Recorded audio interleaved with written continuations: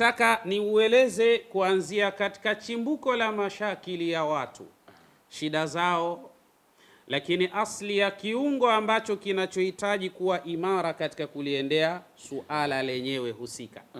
Yani ukiwa mbovu katika kuliendea suala hili, basi unakosa kupata neema au furaha ile ya dunia. Furaha ya dunia inapatikana hapa bana. Naam. Na ndio maana Mtume sallallahu alayhi wasallam akasema, akatueleza akasema, ad-dunya kulluha mata'un wa khairu mata'iha au wa khairu mata'i ad-dunya al-mar'atu salihah au kama qala. Anasema Bwana Mtume Muhammadin sallallahu alayhi wasallama, anasema ad-dunya kulluha, yani kwa maana dunia yote kwa namna ilivyo yote, mataun ni starehe, yani dunia yote ni starehe. Maana yake watu inatakiwa waishi duniani kwa starehe, tena starehe zilizokuwa nzuri kabisa. Lakini akasema wa khairu mata'iha au wa khairu mata'i dunia, na ubora wa starehe zinazopatikana hapa duniani, almar'atu salihah au imra'atun saliha, ni mwanamke aliye mwema. Mwanamke mwema ndio ambaye bila shaka ataifanya hii dunia yako wewe iwe ni starehe. Mwanamke mwema ni yupi? Ni yule anaishia wewe kumtazama tu? Hapana, bali ni yule ambaye utastarehe kupitia yeye na yeye pia atastarehe kupitia wewe. Na ndio maana Mwenyezi Mungu Subhanahu wa Ta'ala akasema, wa min ayatihi an khalaqa lakum min anfusikum azwajan litaskunu ilaiha wa ja'ala bainakum mawaddatan wa rahma. Allah Subhanahu wa Ta'ala anasema, na ukitaka kumjua Mwenyezi Mungu ukweli wa kumjua, an khalaqa lakum min anfusikum azwajan, ni pale ambapo Allah Subhanahu wa Ta'ala alipokuumbieni kutokana na nafsi zenu, Allah amewaumbieni wake. Sababu ya Allah kuwaumbieni wake nyinyi ni nini? Allah anasema litaskunu ilaiha, ili nyinyi wanamume muweze kupata utulivu, raha, furaha, faraja, ladha na hata utamu kupitia kwa wanawake hao. Ikiwa katika hali za namna hiyo, Allah anasema waja'ala bainakum mawaddatan wa rahma, na Allah Subhanahu wa Ta'ala akajalia baina yenu kukawa na vitu vinavyoitwa mawaddatan. Mawaddatan yale mapenzi ya baada ya kubakia watu wawili, mke na mume, haya ndio yanaitwa mawadda. Lakini wa rahma, na Allah Subhanahu wa Ta'ala akajalia rahma. Lazima mume awe ni mtu mwenye huruma kwa mke, lazima mke awe ni mtu mwenye huruma kwa mume, lazima mume awe ni mtu ambaye ana tabia ya kucheza na mke, lazima mke naye awe na tabia ya kucheza na mume wake. Hizi ni katika mambo ambayo tumeelekezwa kwa mujibu wa Mwenyezi Mungu na Bwana Mtume Muhammad sallallahu alayhi wasallam. Sasa basi, iwapo kama hivi ndivyo ilivyo, inatakiwa mwanamume awe vizuri, ndio mambo yanaweza kwenda katika hali iliyokuwa sawa sawa. Sasa leo nitaanza kuchambua kidogo au kutazama kidogo biidhnillah Subhanahu wa Ta'ala, hiki kiungo rasmi kinachofanya ndoa iwe na furaha au kinachofanya ndoa iwe na faraja. Je, kimegawanywa katika sehemu ngapi kwa mujibu wa taaluma? Na kinapopata madhara kinakuwaje? Dalili za madhara yake yapoje? Na unawezaje kunusurika dhidi ya madhara hayo biidhnillah Subhanahu wa Ta'ala? Hapa ndio nasema wataiyaha udhunu wa'iya, kwa maana sikio linalosikia sasa likae vizuri, na kadhalika lifungue usikivu uliokuwa bora, na sasa mazuri yatakwenda kupatikana biidhnillah Subhanahu wa Ta'ala. Tunasema alqadib, kwa maana sehemu ya huyu mwanamume. Kimaarifa tunasema yumkinu taqsimu alqadib tashrihiyan ila 3 ajza'in raisiyatin tashmulu kullu minhuma jidh'u walbaslatu alwusta wasaqu alyumna wasaqu alyusra. Kitaaluma tunasema yumkinu taqsimu alqadib, inawezekana kabisa kugawanya katika zile sehemu za mwanamume tashrihiyan, lakini hii ni katika ilmu ya anatomia. Anatom hii ila 3 aqsamin, hapa panawezekana kugawanya kile kiungo chako wewe mwanamume katika sehemu kuu 3. Nataka uone namna gani unaweza ukaifurahia dunia wewe kama mwanamume biidhnillah subhanahu wa ta'ala. Sehemu hizo, kuna sehemu inaitwa jiz'ul qadib. Kwa maana hii jiz'ul qadib wa huwa aljuz'u alladhi yarbitu alqadiba biljismi. Hii ni sehemu ambayo Mwenyezi Mungu subhanahu wa ta'ala amemuumbia huyu mwanamume, inaanzia pale palipofungwa kiungo chenyewe cha huyu mwanamume, yani pale panapoanzia kile kiungo cha huyu mwanamume biidhnillah, inaitwa jiz'ul qadib biidhnillah subhanahu wa ta'ala. Hii sasa jiz'ul qadib imetengenezwa katika utaratibu gani, ili tuone kama utapata madhara yatakuwa ya namna gani na vipi unaweza kujinasua, kwa sababu kuna taaluma ambayo inasema a'rif qabla an tataqaddama ila al-ilaj. Jua kwanza tatizo lako wewe nini kabla hujaanza kukimbilia katika matibabu. Kwanza jua shida yako wewe ni kitu gani. Ukijua shida yangu ni kitu fulani, ni rahisi sana kufikia katika ilaji, kwa maana katika matibabu yaliyo bora na yenye kuleta natija biidhnillah subhanahu wa ta'ala. Usikimbilie tu kwenye matibabu. Bila shaka tafuta sana kwanza kujua nini shida yako. Baada ya kujua nini shida yako, utaweza kujua ni vipi unaweza kuimaliza shida yako biidhnillah subhanahu wa ta'ala. Kwa yatakawanu min 3 ajza'in min ansiyati al-intisab wa hiya al-baslatu al-wusta was-saqu al-yumna was-saqu al-yusra. Katika ilmu ya anatom tunasema ya kwamba hii jidhu, sehemu ya huyu mwanamume, nayo imejitengeneza katika sehemu ngapi? 3. Min ansiyatil intisab, na hii inaitwa ni tishu, ndizo zinazofanya kazi ya kumfanya huyu mwanamume kuinuka vizuri na kuwa imara, hasa pale ambapo anapotamani kuwa na mkewe katika kuzipata zile mawadda wa rahma biidhnillah subhanahu wa ta'ala. Hapa ndo kwenye raha yenyewe, ndio kwenye dunia yenyewe. Ukilikosa jambo hili, ushakosa raha za dunia wewe. Ukikosa performance nzuri katika jambo hili, basi tena wewe unakuwa ni mtu ambaye umepoteza ladha ya dunia, umepoteza uhakika wa dunia yenyewe. Katika ndio maana mtu bora asiwe na mali, lakini awe imara katika kuliendea jambo hili. Mambo yatakwenda katika hali iliyokuwa sawa sawa. Sasa hizi tishu ambazo miongoni mwa kazi zake min ansijatil intisab, ndio tishu ambazo zinaweza kumfanya huyu mwanamume akawa imara. Hapa pia kuna vitu vinavyoitwa albaslatul wusta, alafu kuna kitu kinachoitwa asaqul yumna, na kuna kitu kinachoitwa asaqu al-yusra. Tukizungumza albaslatul wusta ni nini?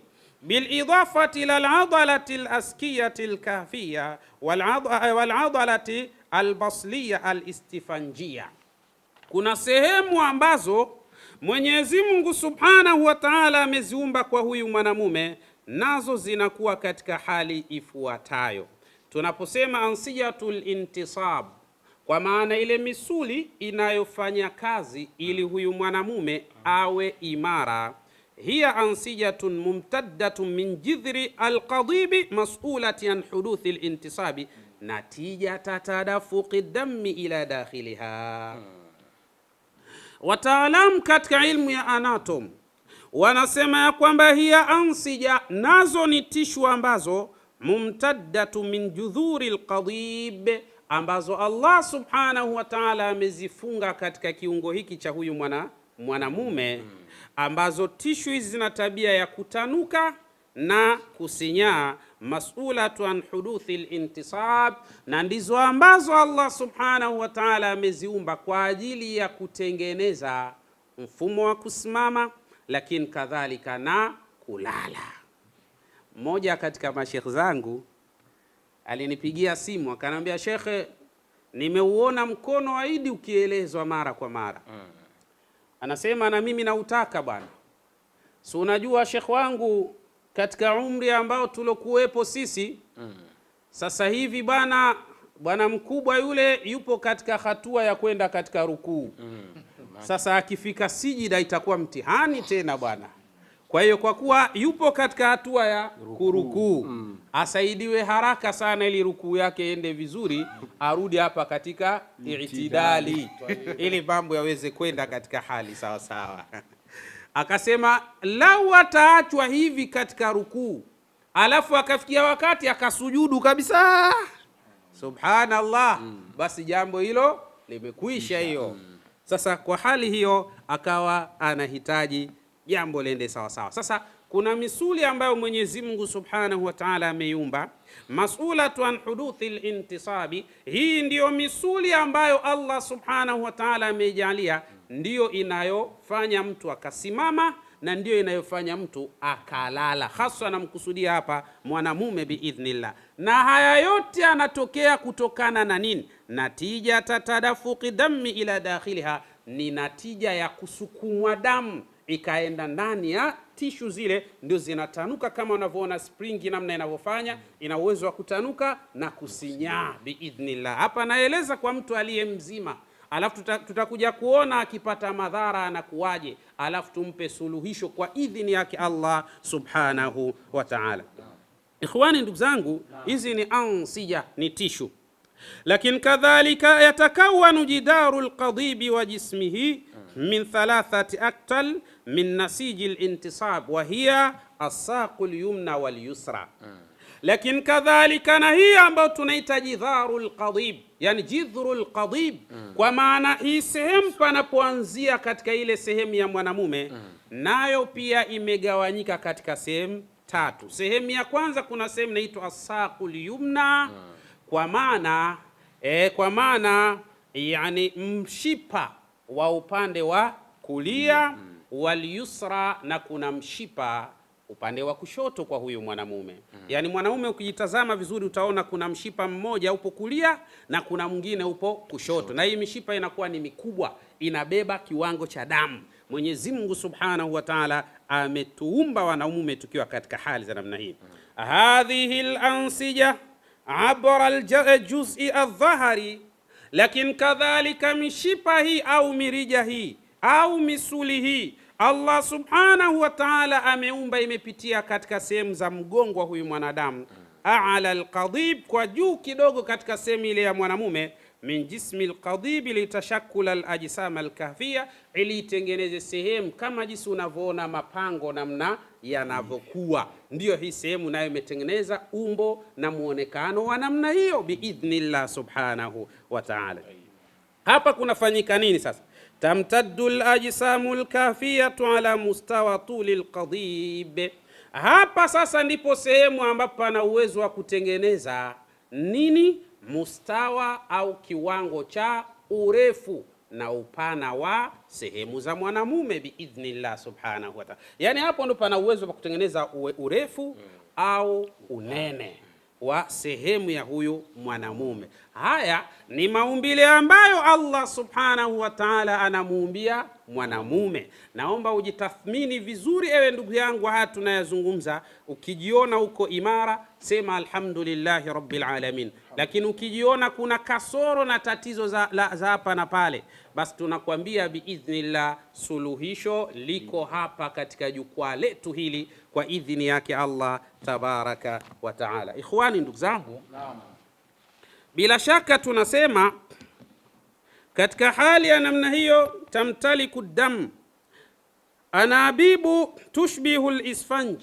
lakini Allah Subhanahu wa Ta'ala amejalia katika sehemu hizi kuna mirija au kama mabomba vile yanayofanana na isfanji. Ndani yake kuna kama vile unavyoona sponji namna zilivyo, yani ina uwezo wa kunyonya na ina uwezo wa kuondosha damu katika hali hizo. Tahtawi bidakhiliha ala matahatin min alghurafi, lakini ataanza kuhisi uchache wa kutamani lile tendo lenyewe. Yani anakuwa ni mtu ambaye yupo lakini anapoteza hamu ya tendo la ndoa. Ana uwezo wa kukaa na mkewe wiki 2, wiki 3, mwezi, wanalala wanaamka kama dada na kaka.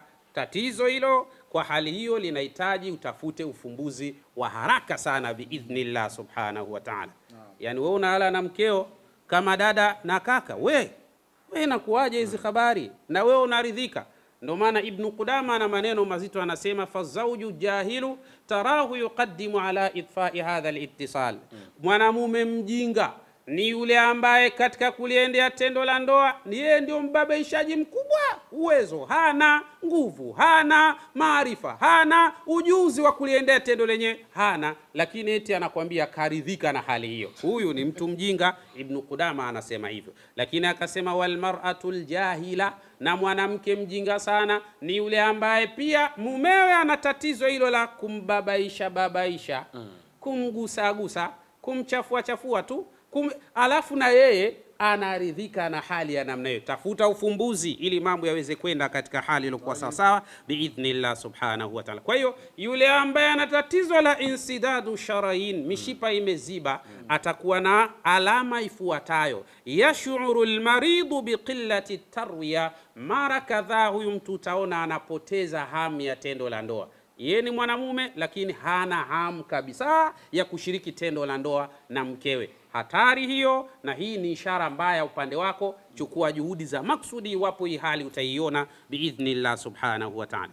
Wa ahyana alamun, lakini na mara kadhaa inawezekana kwa mtu wa namna hii akawa anasikia maumivu katika sehemu zile za kiume, yani sehemu za mwanamume zinazozunguka maeneo yale. Anaweza ishara ya pili akawa anasikia maumivu. Huyu ana insidadu sharain, ujue mishipa imeziba, kwa hiyo damu haiendi au inakwenda kwa kiwango kidogo katika maeneo yake, ndio anapata maumivu katika maeneo yanazunguka sehemu hizo. Jitathmini vizuri ili upate fursa ya kumaliza tatizo lako. Lakini jambo la tatu, au tanmil, au mtu kuwa anahisi ganzi katika zile sehemu za kiume, yani katika zile sehemu zake za kiume anahisi kuna ganzi. Hii pia ni shida, hii ni tatizo. Wewe ambaye utaona hali hii inajitokeza kwako, jambo la msingi ni kuchukua juhudi za maksudi tena za haraka kulitibia tatizo hili biidhnillah subhanahu wa ta'ala. Pia miongoni mwa viashiria au miongoni mwa alama zinazokuonyesha una insidadu sharain, mishipa imeziba, dhuful intisab, ED. Maana yake ndio pale utamwona huyu mtu anakuwa dhuful intisab, anasimama nusu mlingoti, anavuta hisia alafu anasimama nusu mlingoti. Jambo halipo sawa kabisa yani. Akimwangalia imamu anarukuu kabla ya wakati wa kurukuu. Sasa hii ni hatari sana. Inatakiwa uitidali vizuri ili mambo yaweze kwenda vizuri. Au kadhalika miongoni mwa alama adamul qudrati ala tahqiqi, yani ni mtu kukosa uhakika wa tendo lenyewe. Anaweza kufanya lakini uhakika wa kumaliza tendo lenyewe ni asilimia ndogo. Hii ni hatari, inakuonyesha kabisa kwamba una insidad, uhakika huna. Ndio kuna mwingine anaanza katikati ya tendo lenyewe, kobe karudisha kichwa ndani, kuisha habari yake, mambo yameishia hapo. Hii ni hatari. Lau ndugu yangu utaona hali za namna hii, kobe anarudi ndani kabla ya kumaliza mambo yanayotakiwa, haraka sana fanya jitihad, kwa sababu hii inakuambia una insidadu sharain, mishipa imeblock, imeziba. Kwa hali hiyo sasa kuna hatari kubwa. Au alhufadhu ala intisabi sulbin wa huwa al-aradu al-abraz, lakini kadhalika au ikawa ni mtu huyu ana uwezo wa kusimama lakini anasimama akiwa legelege. Unajua inatakiwa usimame uwe imara, yani sahihi, sio uwe umesimama ndio lakini kuna kaulegevu hivi. Sasa inshallah tumalize ili tatizo biidhnillah subhanahu wa ta'ala. Lakini kadhalika kad yahduthu alamu fi mintaqati alhawd, wakati mwingine huyu mwenye tatizo la kublock au kuziba kwa mishipa inayolisha damu katika sehemu za kiume, Kuna wakati huyu mtu anaweza kuhisi maumivu ya tumbo, yani chini ya tumbo hapa panakuwa pana tabia ya kumuuma sana, pana maumivu, au alqadib, au sehemu ya kiume yenyewe inakuwa inauma, natija tanaksul oksijena, na hii inatokana na kupungua kiwango cha oksijeni, kwa sababu damu haiendi. Sasa ili oksijeni ipatikane katika maeneo hayo lazima iende damu, kwa sababu inabeba hemoglobin, ndio ambayo inapelekea sa oksijeni ikawa katika mustawa na hali iliyokuwa sawa sawa. Ukijiona ndugu yangu upo katika mazingira haya, juhudi za maksudi za msingi kabisa ni kutafuta ilaji. Njoo insha Allah utapata cha kukusaidia hapa katika jukwaa letu biidhnillah subhanahu wa ta'ala. Ikhwani, ndugu zangu,